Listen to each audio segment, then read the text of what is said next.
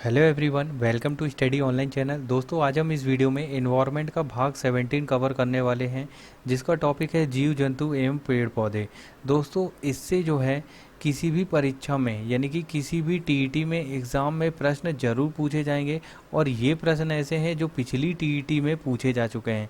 तो हम इस वीडियो में टॉप 25 इस टॉपिक के क्वेश्चन को डिस्कस करेंगे।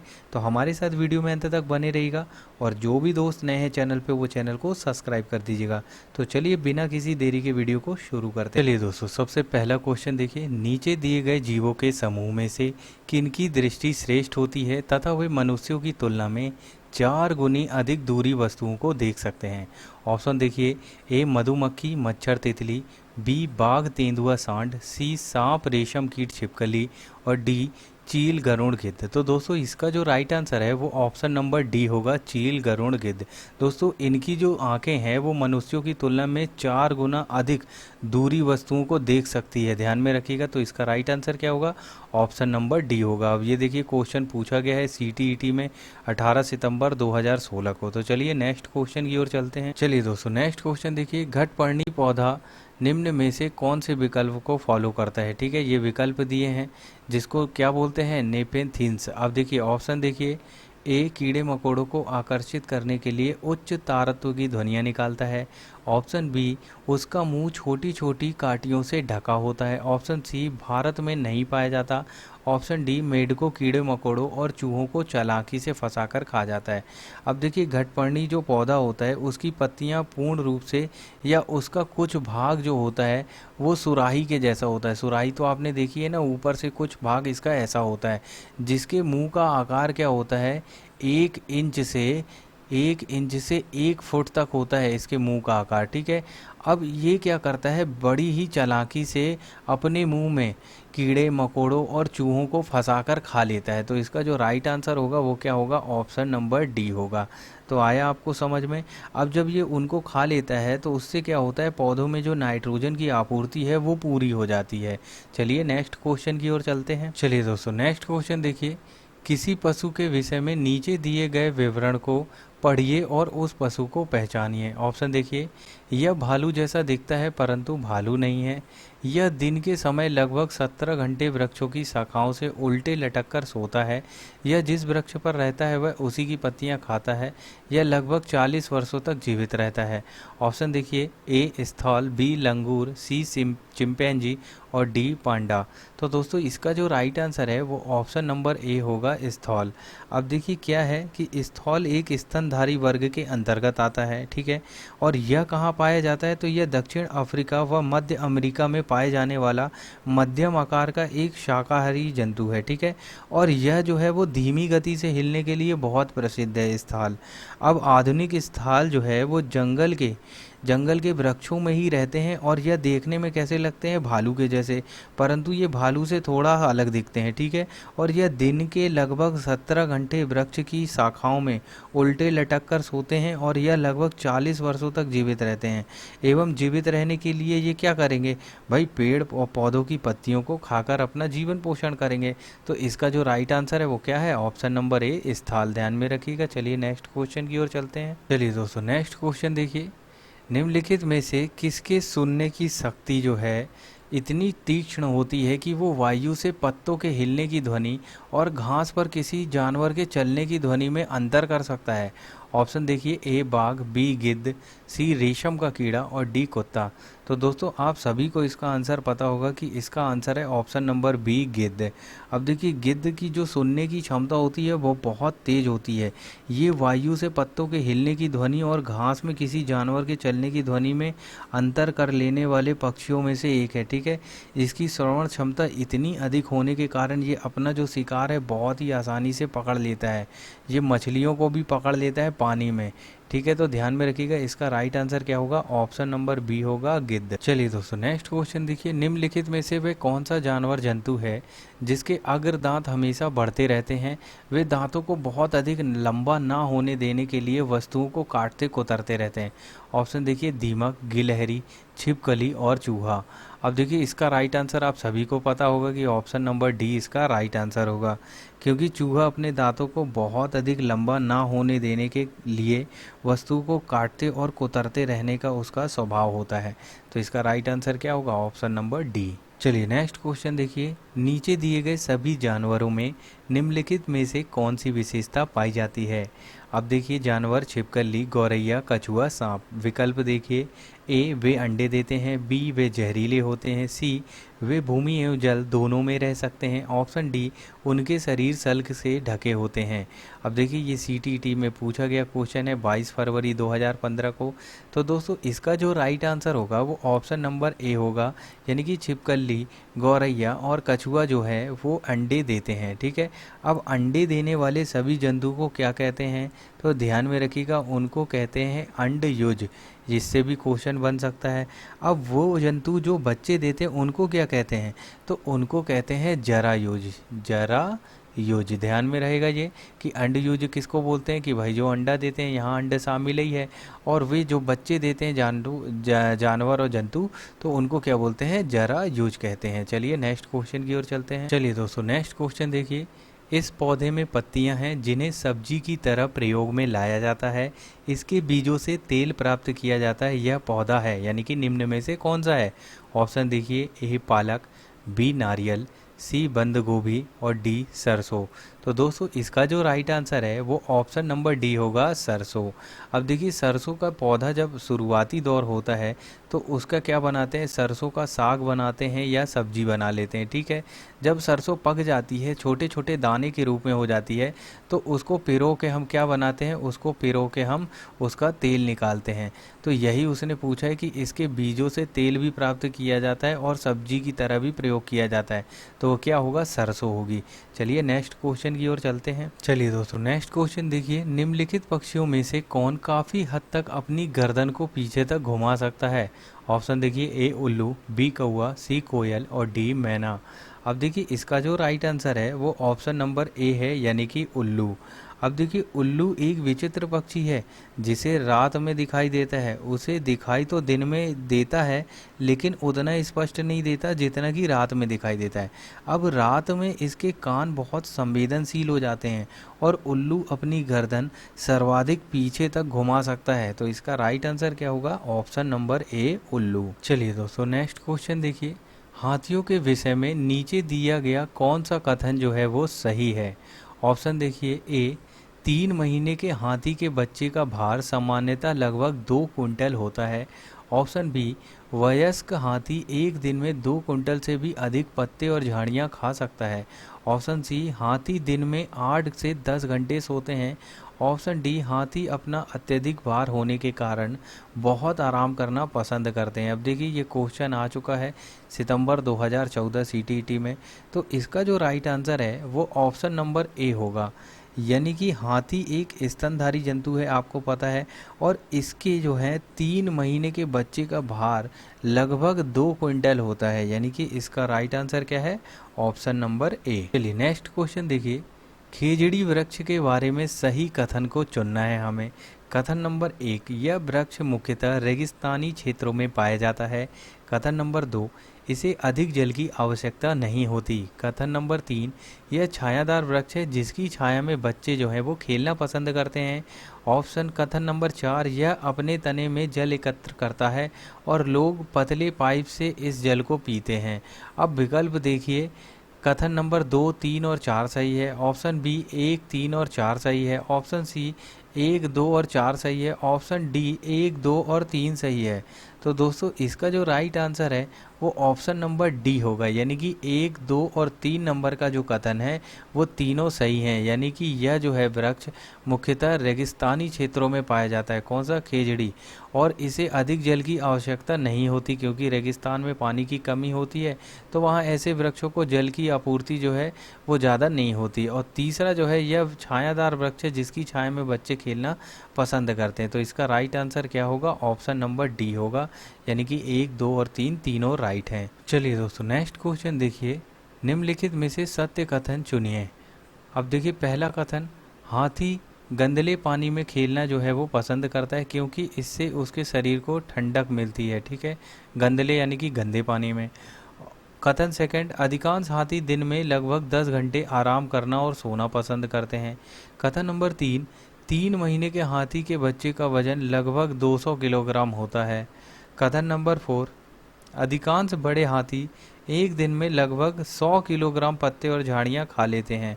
अब विकल्प देखिए, केवल 2 और 4 सही, केवल 1 और 4 सही, ऑप्शन सी 1, 2 और 4 सही, ऑप्शन डी 1 और 2 सही। तो दोस्तों इसका राइट आंसर है ऑप्शन नंबर सी, यानी कि कथन नंबर पहला, तीसरा और चौथा राइट है। यानी कि पहला कथन क्या कहता है कि हाथी जो है वो गंदे पानी में खेलना पसंद करते हैं, क्योंकि इससे उनको शरीर को जो है वो ठंडक मिलती है। ठीक है, ये राइट है। दूसरा कथन कौन सा है, तीसरा कथन कौन सा है आपका, हाँ 3 महीने के हाथी के बच्चे का वजन लगभग क्या होता है कि 200 किलोग्राम यानी कि 2 कुंटल का होता है। इसके पहले वाले क्वेश्चन में हम देख चुके हैं। और चौथा वाला क्या होगा, अधिकांश बड़े हाथी जो है वो एक दिन में लगभग 100 किलोग्राम पत्ते और झाड़ियाँ जो है वो खा लेते हैं। यानी कि कथन नंबर 1, 3 और 4 आपका राइट होगा, 2 आपका राइट नहीं होगा। इस तरह से ऑप्शन नंबर सी आपका राइट आंसर होगा। चलिए नेक्स्ट क्वेश्चन देखते हैं। चलिए दोस्तों नेक्स्ट क्वेश्चन देखिए, रेगिस्तानी ओक के बारे में सही कथन चुनिए। कथन ए, यह पेड़ ऑस्ट्रेलिया में पाया जाता है। कथन बी, यह एक विशेष प्रकार का पेड़ है जिसकी जड़ें टहनियों से लटकती हैं। कथन सी, इस पेड़ की जड़ें जमीन में उस गहराई तक जाती हैं जब तक कि पानी ना पहुंच जाए। कथन डी, इस पेड़ के तने में पानी जमा होता रहता है और स्थानीय लोग पतले पाइप का उपयोग करके इस पानी को पीते हैं। ऑप्शन देखिए, कथन ए, बी और डी सही है, ऑप्शन बी ए, सी और डी, ऑप्शन सी बी, सी और डी सही है, ऑप्शन डी ए, बी और सी सही है। तो दोस्तों इसका जो राइट आंसर है वो ऑप्शन नंबर बी राइट होगा, यानी कि कथन नंबर ए, सी और डी हमारा राइट होगा। कथन नंबर ए, सी और डी हमारा राइट होगा, बी नहीं होगा। ठीक है, यानी कि ए क्या है, यह पेड़ जो है वो ऑस्ट्रेलिया में पाया जाता है और इस पेड़ की जड़ें जो है वो ज़मीन में गहराई तक जाती हैं जब तक पानी ना पहुंच जाए, और इस पेड़ के तने में पानी जमा होता है और स्थानीय लोग पतले पाइप का उपयोग करके इस पानी को पीते हैं। तो चलिए नेक्स्ट क्वेश्चन की ओर चलते हैं। नेक्स्ट क्वेश्चन देखिए दोस्तों, कुछ जानवर रात में जगते हैं, ये जानवर हर चीज़ को जिन रंग में देखते हैं वे रंग क्या हैं। ऑप्शन देखिए, बैगनी और नीला, हरा और पीला, काला और सफ़ेद, लाल और संतरी। तो दोस्तों इसका जो राइट आंसर है वो ऑप्शन नंबर सी होगा, काला और सफ़ेद। अब देखिए कुछ जानवर जो रात में जगते हैं, ये जानवर हर चीज़ को काले और सफ़ेद रंग में ही देखते हैं। ठीक है, ध्यान रहेगा ये आपको।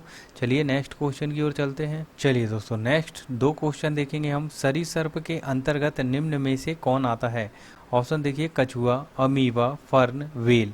तो देखिए सरीसृप वे जंतु होते हैं जो रेंग कर चलने वाले होते हैं। ठीक है, तो इसका जो राइट आंसर होगा वो ऑप्शन नंबर ए होगा, कछुआ। यानी कि इसके अंतर्गत सांप आता है, छिपकली आती है, मगरमच्छ और कछुआ वगैरह इसके अंतर्गत आते हैं। अब व्हेल क्या है, तो व्हेल एक स्तनधारी है। अमीबा क्या है, ये एक कोशिकीय जीव है। ठीक है, तो इसका जो राइट आंसर होगा वो क्या होगा, ऑप्शन नंबर ए यानी कि कछुआ।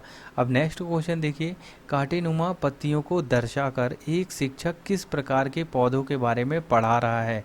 ऑप्शन देखिए, स्थलीय, जलीय, उभयधर्मी और मरुस्थलीय। तो दोस्तों इसका जो राइट आंसर है ऑप्शन नंबर डी, मरुस्थलीय। क्योंकि रेगिस्तानी या मरुस्थलीय क्षेत्र में पाए जाने वाले पौधों की पत्तियां जो होती हैं वो कांटेदार होती हैं, ताकि पत्तियों का जो वाष्पोत्सर्जन है वो ज़्यादा ना हो और पौधों में पानी की आवश्यक मात्रा बनी रहे। अब कक्षा में शिक्षक द्वारा कांटेदार पत्तियों को दर्शाकर मरुस्थलीय प्रकार के पौधे के बारे में पढ़ाया जा रहा है। तो इसका जो राइट आंसर होगा वो क्या होगा, ऑप्शन नंबर डी होगा। चलिए नेक्स्ट क्वेश्चन की ओर चलते हैं। चलिए दोस्तों नेक्स्ट क्वेश्चन देखिए, रात में जागने वाले जानवर हर चीज़ को, ऑप्शन देखिए, केवल लाल रंग में देख सकते हैं, हरा रंग में देख सकते हैं, केवल काली और सफ़ेद ही देख सकते हैं, केवल हरे रंग में देख सकते हैं। अब देखिए ये 2013, इसके पहले वाला जो क्वेश्चन था वो भी 2014, 13 और 15 में भी ये क्वेश्चन आ चुका है। तो इसका जो राइट आंसर है वो क्या होगा, आप सभी को पता है, ऑप्शन नंबर सी इसका राइट आंसर होगा। रात में जागने वाले जंतु केवल काली और सफ़ेद वस्तु ही देख सकते हैं। चलिए नेक्स्ट क्वेश्चन की ओर चलते हैं। चलिए दोस्तों नेक्स्ट क्वेश्चन देखिए, हाथियों के झुंड के बारे में सही कथन को चुनना है। कथन देखिए, हाथियों के झुंड में केवल हथनियाँ और 14-15 वर्ष के बच्चे ही रहते हैं। कथन बी, हाथियों के एक झुंड में किसी एक ही परिवार के सदस्य होते हैं। कथन सी, झुंड की सबसे बुजुर्ग हथनी ही पूरे झुंड की नेता होती है। कथन डी, एक झुंड में हथनियों और बच्चों की संख्या कितनी भी हो सकती है। ऑप्शन देखिए, सी तथा डी सही है, ए तथा बी सही है, ए तथा सी सही है और डी जो है वो बी तथा डी सही है। तो इसका जो राइट आंसर है वो ऑप्शन नंबर सी राइट होगा, यानी कि कथन नंबर ए और कथन नंबर सी हमारा राइट आंसर होगा। यानी कि हाथियों के झुंड में केवल हथनियाँ और 14-15 वर्ष के बच्चे ही रहते हैं, ध्यान में रखिएगा। और सी क्या है कि झुंड की सबसे बुजुर्ग हथनी ही पूरे झुंड की जो है वो नेता होती है। अब देखिए हाथियों से संबंधित भी क्वेश्चन पूछे जाते हैं। तो चलिए नेक्स्ट क्वेश्चन की ओर चलते हैं दोस्तों। चलिए दोस्तों नेक्स्ट क्वेश्चन देखिए, दो क्वेश्चन एक साथ हम करेंगे। तो सबसे पहले नीचे वाला क्वेश्चन देखिए, बहुत इजी क्वेश्चन, भारत का राष्ट्रीय पशु क्या है? ऑप्शन देखिए हाथी, शेर, बाघ और मोर। अब ये क्वेश्चन तो आप सभी को पता होगा कि इसका जो राइट आंसर है वो ऑप्शन नंबर सी होगा, यानी कि भारत का जो राष्ट्रीय पशु है वो क्या है? बाघ है। अब देखिए राष्ट्रीय पक्षी की बात करें तो मोर जो है वो भारत का क्या है? राष्ट्रीय पक्षी है, ठीक है, नेशनल बर्ड्स है कौन? मोर, ठीक है, ध्यान में रहेगा ना। और राष्ट्रीय जलीय जीव कौन सा है? तो वो है डॉल्फिन, ठीक है, डॉल्फिन जो है राष्ट्रीय जलीय जीव मछली है हमारी, ठीक है। अब राष्ट्रीय फल अगर पूछ लेता वो क्या है? तो वो है हमारा आम। अब राष्ट्रीय वृक्ष क्या है? तो वो है बरगद का। तो ये चीज़ें हमें ध्यान में होनी चाहिए।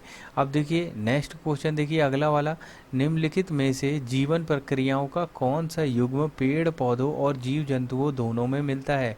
ऑप्शन देखिए ए प्रजनन और भोजन बनाना, ऑप्शन बी प्रजनन और अंकुरण वृद्धि और अंकुरण, ऑप्शन सी वृद्धि और प्रजनन, ऑप्शन डी वृद्धि और भोजन बनाना। तो दोस्तों इसका जो राइट आंसर है वो ऑप्शन नंबर सी होगा, यानी कि वृद्धि और प्रजनन। देखिए जीवन प्रक्रियाओं का वृद्धि और प्रजनन युग्म पेड़ पौधों और जीव जंतुओं दोनों में मिलता है। तो ध्यान में रहेगा ऑप्शन नंबर सी जो होगा वो आपका राइट आंसर होगा। अब देखिए दोनों क्वेश्चन जो है वो पूछे जा चुके हैं, अब इनसे भी क्वेश्चन बनते हैं जो हम एक्स्ट्रा फैक्ट बताते हैं, तो इनको भी आप ध्यान में रखिएगा। चलिए नेक्स्ट क्वेश्चन की ओर चलते हैं। चलिए दोस्तों नेक्स्ट क्वेश्चन देखिए, भिंडी में पाया जाता है, ऑप्शन देखिए phosphorus, vitamin A, vitamin C और ये सभी। तो इसका जो राइट आंसर है वो ऑप्शन नंबर डी होगा, यानी कि भिंडी में फास्फोरस भी पाया जाता है, विटामिन ए और विटामिन सी ये तीनों पाया जाता है, ठीक है।